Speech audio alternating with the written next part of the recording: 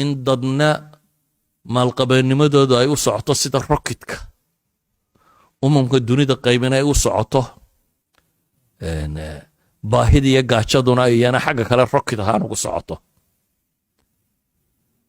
waayo su-aal abaan weli laga jawaabin qofku muxuu xoolaa ku falaa qofka biniaadamkii muxuu xoolaa ku falaa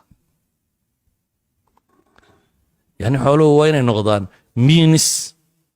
aad baahiyahaaga ku fushan karto gartay intaa markaad hesho iyo in leeg iyo in kaloo leeg markaad hesho inta kale maxaad ku falaysaa haddaan idhaahdo waxaad noolaan kartaa ka soo qaad 60 sano imsaa kugu bixi kartaa 70 sannadood ood noolaan kartaa 70 sano maxaa kugu bixi karaa daynu qiimayno nidhaahno 5 milyan ka soo qaad 5 milyan pound baad u baahan tahay 70 sano inaad noolaato wixii kharash kugu bixi lahaa biniaadamku ma ku qanacayaa shan u qaato inta kale iska daaya waa maya muxuu ku falayaaba su-aasha isweydiinta leh waa maxay niidiska loo qabaa ma intaan ururiyo inaad dhinto baahidaan u qabaa maxay tahay maal waxay yidhaahdaan shahwaadkan oo dhan isku soo dar waa wasaa'ilu alxayaa laakiin hadday maqaasid isu bedelaan waa wixii lagu kaalmaysanaya nolosha laakiin hadday iyagu noqdaan wixii loo noolaa hadday مثلا شهوة البطن inaad wax cunto haddaad u noolaato inaad wax cunto dawaydanka arkay maanta dunidu badhna gaajay ka baqaysaa inay u dhimato badhna obesity bay u dhinteen inna baruurtii baa ka badato waa la eryayaa iyo waa la haraadinayaa iyo waa la wadaa inna baktay u dhimatay idan wax kasta oo xadkiisa la dhaafiyo desireskan bini aadam ka mid a kama maarantid oo lama goyn karo oo dee noloshaad ka baxaysaa cuno kama maarantid haween kama maarantid caruur kama maarantid waxaan qur-aanku sheegaya kama maarantid laakiin hadday iyagu maqsad kuu noqdaan waxaad u nooshay hadday iyagu noqdaan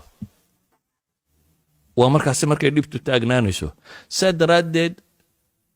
saxaabadii qaar ka midaba xamaasadooday dabeetana waxay idhaahdeen sow shahwaadkan maaha waxayna dawakhiye gurigii nebigay tageen calayhi salaatu wasalaam gurigiisi bay soo eegageen waa loo sheegay nebigu siduu u cibaadaysan jiray waa ka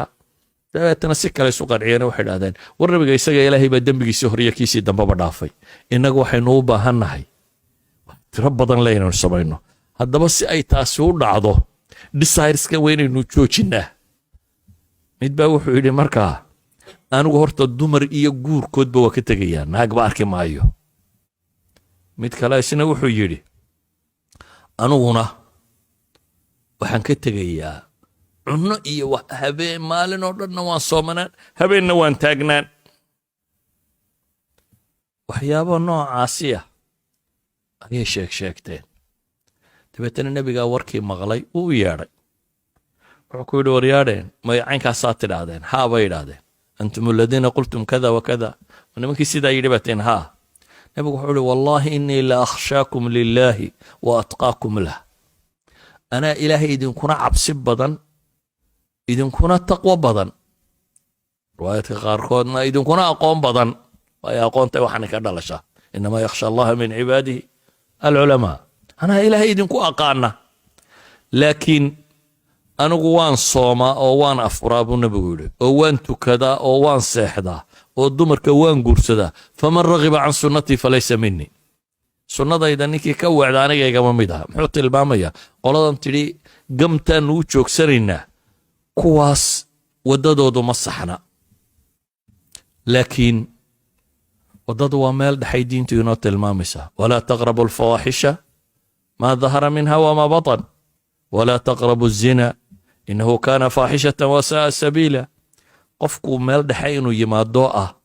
nafta inuu kontrooli karo naftiisa inuu kontrooli karo oo ashahwa biduuni qaydna ma socoto hadday tahay taa rag iyo dumarka u dhaxaysa falaa takhdacna bilqowl fayatmaca aladii fii qalbihi marad buu ilaahay ku tilmaamay kii qalbiga uu bukaan kaga jiro waa bukaan bay xad gaadhaysaa idan waxaynu nidhi waxa kan ilaahay baa inagu abuuray waa mid waa baahi aynu qabno waa laba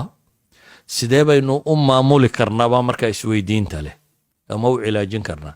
aayadda inta ugu dambaysa ilaahay wuxuu ku tilmaamay dhalika mataacu alxayaati addunya markii 60 shayba ama 50 shayba lasoo tilmaamay waxaa la yidhi dhalika mataacu alxayaati addunya kaasi waa bidhbidhka nololeed waa in yaroo lagu tamatoco nolosha adduun macnaa ku jira muxuu yihi halkan umaydan iman inaa weligiin joogtaan ee waxa u timaadeen ashyaadatani waa waxyaaba laydinku itixaamayo lilibtilaa waa laydinku itixaamaya laakiin halkani maaha meeshii aad joogayseen ee wallahu cindahu xusnu lmaab ilaahay subxaanahu wa tacaala baa noqosho fiicani xaggiisa jirta kow qofku marka koobaad dishireskan waxaynu u xadayn karnaa inaynu aakhiro fahamno inaynu garanno halkan muddo yar inaad joogayso sida awgeed haddaad dhowr bilyan oo lacaga ururiso waad isdhibtay una you will die waad ka tegaysaa adunbaa ismashquuliyeye waad ka tegaysaa sida awgeed waa inaad ku tala gashaa waxaan maxaa aakhiro kaa raacaya maxaad nolosha kaga qaban karaysaa maxaad bedeli karaysaa ururintu maaha maqsad inaad ururiso agtaada taallo yani qof baad arkaysaa subaxii ka lahay oo ilaa habeenkii shaqaynayey oo habeen iyo subaxba saa u wada oo inta xoolaa le ah oo inuu ururiyo unu nool waxaan u garanin hantidu maxay qiimo leedahay markaa yani muxuu ku falayaa qofku walidaalika baa ilaahay aayadda ku xigta wuxuu leeyahay qul aunabbi'ukum bikhayrin min dhalikum liladiina taqaw cinda rabbihim war ma idin sheegaa baa ilaahay leeyahay subxaana wa tacaala wax tan idinka khayr badan kuwa ilaahay ka cabsada waa haddaad jannaad iyo beere iyo aswaaj mutahara iyo waxaan haddaad rabto meesha aan laga dhimanayn bay jirtaa baa ilaahay leeyahay subxaana wa tacaala janno ayay aakhiro jirtaa idanka koowaad ee waxaan lagu xadayn karaa waa inaynu qiimatu alxayaa garanaa xayaati dunyaa iyo xaqiiqadeeda waa inaynu fahamnaa bishaaro bushoy haddii barashada qur'aanka loo geli jiray safar hadda waxaad ku baranaysaa qur'aanka iyo culumta islaamka adiga oo jooga hoygaaga ama goobtaada shaqo